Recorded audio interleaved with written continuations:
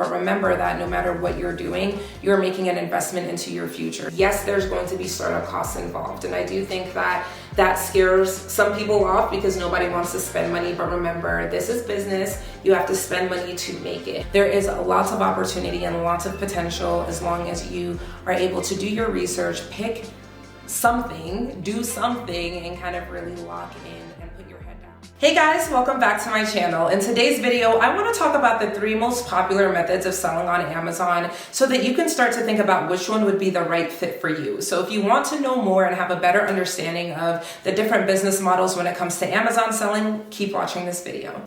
Before we get started, go ahead and give this video a thumbs up and subscribe to the channel if you haven't already. I talk all about making money in different ways, especially online with Amazon. And if you want to be notified whenever I upload a video, you can go ahead and make sure you're subscribed.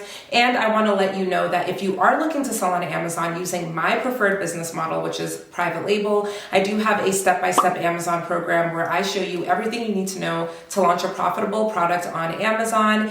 And I will go ahead and leave that link in the description for you down below. So without further ado, let's go ahead and get into today's video. So the very first business model I want to talk about is called retail arbitrage. I know that sounds a little bit maybe confusing, but it's actually pretty simple. And what retail arbitrage means is that you are buying products that already exist from another brand, and you are going to a store, purchasing that product, and then selling it on Amazon for a profit. So what this might look like is you going to Walmart, finding a bunch of items on clearance and buying up everything they have. Maybe they have 5 units of a product that is only $1 each, but you look on Amazon and you can sell them for $5 each. And so you buy all the ones that they have and then you sell them on Amazon. This could also mean that maybe you go to the dollar store or Five Below or anywhere that you are and you just see a super good deal on an item, and you can always look it up on Amazon and see what it sells for on Amazon. And if it sells for more, then you can buy that item and then resell it directly on Amazon. So with this business model, you are not doing anything to the product. You are not customizing it in any way. It does not belong to you. It's just literally another brand's product, and you're just buying a unit, 2 units, however many that they have, and then reselling it for more.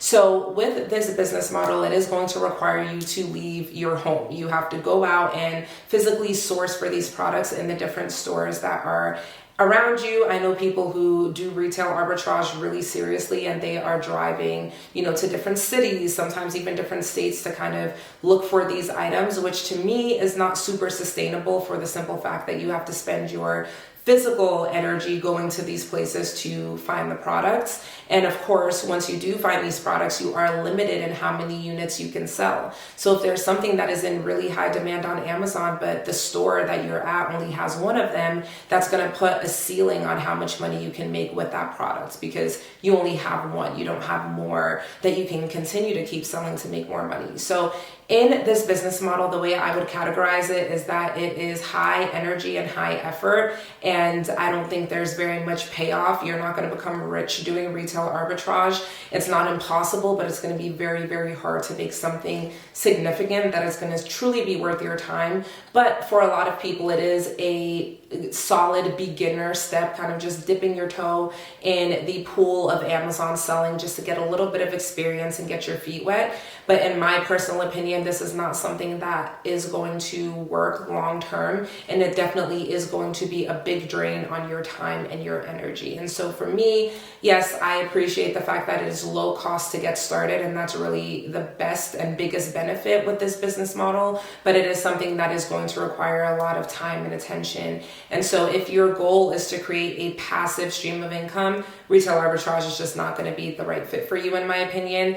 And that is kind of a little bit of a rundown on what that business model entails. The next business model that I want to touch on is similar to retail arbitrage in the sense that you are not selling your own products, but you're selling somebody else's product. But with this business model, it's a little bit different. And excuse me if I make any mistakes or any assumptions, because I don't actually do this business model myself, but I do know other people who do. And what this entails is that you are going to be forming some sort of a partnership or a contract with an existing company. So for example, if you had a contract with Kellogg to sell all of their cereals, then you would be able to do that with their knowledge, with their consent, and they would be providing you the products that you would then be reselling, not as your own, but kind of as a middleman between the company and you.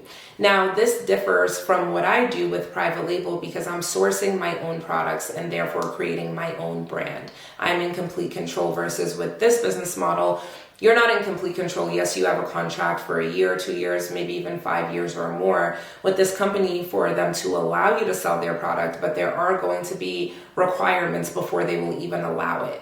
So in a lot of situations when it comes to wholesaling, you're going to need to buy a significant amount of product from this company before they will even consider extending you an offer to sell their products. So one person that I know personally who sells using this business model, I actually have a video interview with him here on my channel. He makes great money selling on Amazon, and he's only in his early 20s, and he's doing a phenomenal job with this model. But in order for him to be qualified to sell his products, he had to spend in the hundreds of thousands in order to even, be able to have the permission to sell. So it's not, again, impossible. It's just going to be a much higher startup cost in order to even get qualified enough to sell these items from the wholesaler themselves. And keep in mind that they are in control because they're the ones who have the rights to the trademark. They're the ones who actually own the products and not you. So while there definitely is potential to make money doing wholesale, I know lots of people who do very well with this business model. I know millionaires, I know multimillionaires who do wholesale on Amazon.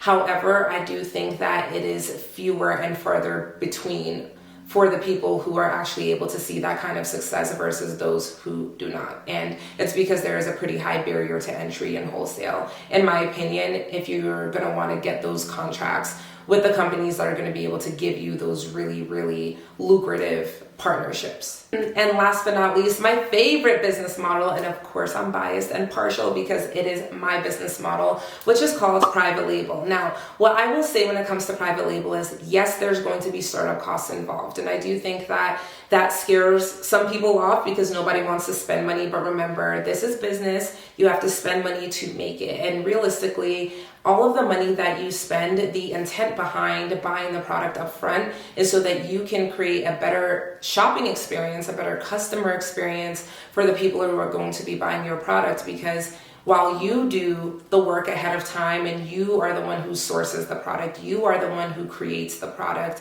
or at least not physically creating it, but has a supplier create the product, you're the one who is going to be doing the work up front. And so when your customers order the items, everything is going to be ready for them. The products are already going to be at Amazon's fulfillment centers.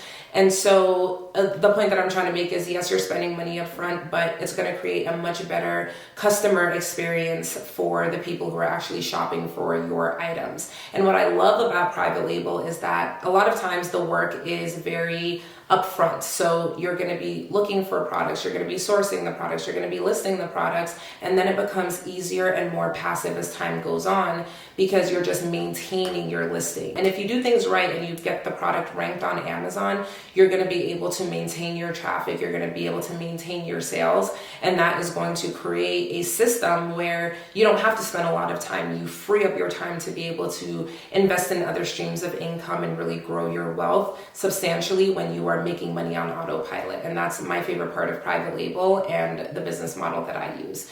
But to elaborate a little bit more, what I do is I buy products in bulk from suppliers, and you can find these suppliers in a number of different countries. I mean, China is what I used, and I say that because of, at the time of recording this video, there were extremely high tariffs out of China. I hope that doesn't last very long, but even if it does, there are other countries that you can source products from, like Vietnam and India and Mexico. I mean, there's so many other options for suppliers. So either way, you are having the products sourced overseas by a supplier, maybe even domestically in the US, if that is where you live. Even if you don't live in the US, you can still use US suppliers. And then what I do is I have those products listed on Amazon for sale. And so the private label part of it is actually me creating my own brand. And I know that probably sounds scary and overwhelming, but it is so much easier than you guys think. Creating a brand is as simple as having a logo made. You can have a logo made for literally $5 on Fiverr.com. You can make it yourself on Canva or Photoshop if you're handy and creative. But either way, that's all it takes. You just have a logo made. You have the logo then printed onto your product or product packaging. That way it looks legit for the customer when they're buying the item. And then you resell it for more on Amazon. And the best part about this is, one, there's no cap to how much product you can sell. So unlike retail arbitrage where you might go and only find 1 or 2 units of an item, now you can sell hundreds, thousands, tens of thousands, hundreds of thousands of units, and there's no limit to how much you can sell, therefore no limit to how much you can make. You also get control over your brand. You are the person who decides what it looks like. You decide how it's packaged. You decide the price point. You decide everything about the product. So it really gives you a lot of peace of mind and a lot of autonomy. Like, this is your brand. You get to do what you want. It's something that you can feel proud of. And most importantly, it is something that you can sell. A brand is an asset. A brand is something that is tangible that you can literally sell to someone else. And I personally know people in the Amazon business with private label brands who have been able to sell off their businesses and exit completely in the 7 figures, literally. So you can make a lot of money by kind of creating a brand, making money with it for as long as you can / as long as you want. And then when you're all done with it, you get that extra just gift, cherry on top, star on top of the Christmas tree of being able to sell it for, 6 figures and walk away with a substantial amount of money that you can then invest into a new business venture or do what I do and keep selling on Amazon till the wheels fall off and use it to build a real estate portfolio. I own 4 different homes. One is overseas. I've got the one that I live in. I've got one that my mom lives in, another one that has tenants in it, and I used my Amazon income for all of those. I've been able to pay off $40,000 in student loan debt. I've been able to set my son up with a college savings account. I've been able to invest in stocks. I've been, able to do a lot of traveling, incredible, worldwide traveling. And all of that is because I picked this business model and this is what has worked for me. So once again, obviously I have my partiality to private label. I personally think it's the best business model. It gives you the most control. It gives you the most longevity and honestly the best profit margins that you're going to get as well. With all of the business models, the margins with wholesale can be extremely, extremely tiny. And so, private label just gives you so much more in terms of options and return on investment. So that is why I would pick private label every time over every other option, but that is just my opinion. So I really hope this video gave you some things to think about in terms of picking which business model is best for you when it comes to starting to sell on Amazon. And remember that whatever it is you decide to do, just make sure you do your research and make sure that you do what makes the most sense for your lifestyle. And so, if you are someone who is not going to be able to drive out to these different stores to do retail arbitrage, that's not going to be a fit for you. If you're someone who doesn't have a lot of capital to start up, and when I say a lot of capital, I'm talking about $3,000 to maybe $5,000 to start with private label, maybe that one's not the right fit for you. But remember that no matter what you're doing, you're making an investment into your future. So yes, that might be a high number to kind of wrap your mind around, but remember that you can turn 3K into 20K. You can turn 3K into 50K, or in my case, turn that into a 7-figure business, in a matter of 2 years, which is how long it took for me to hit that kind of threshold. So there is lots of opportunity and lots of potential as long as you are able to do your research, pick something, do something, and kind of really lock in and put your head down. And you will be surprised how much you will be able to get done in the next 3 months if you really just, focus on getting this thing started and getting it going. And the economy is not in the best place right now, so you don't want to wait until things become the worst they can possibly be before you decide to get started. So there's no time like now, and I definitely believe in you. I'm encouraging you. I know you can do it. So if you have any questions, go ahead and leave them in the comments down below. I'll be happy to answer and try to point you in the right direction if I can. And once again, don't forget to check out that link for my full step-by-step program up in the description of this video. And with that, I will see you guys in the next video. Bye.